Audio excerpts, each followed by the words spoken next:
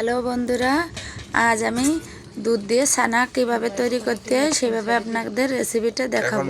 প্রথমে আমি 1.5 কেজি দুধ নিয়েছি, নিয়ে দুধটা বলক দিয়ে নিয়েছি।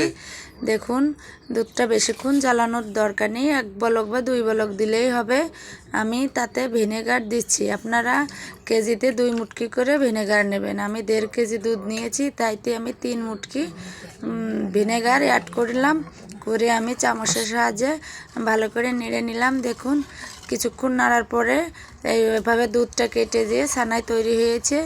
দেখুন কতটা সুন্দর ছানা, অনেকটা ছানা হয়েছে, অনেকটা ছানা হয়ে গিয়েছে। আমি এখন এই দুধটা আমি একটু সেঁকে নেব। আপনারা আপনাদের পাতলা কাপড় বা ছাঁকনির সাহায্যে এই ছানাটা সেঁকে নিতে পারেন।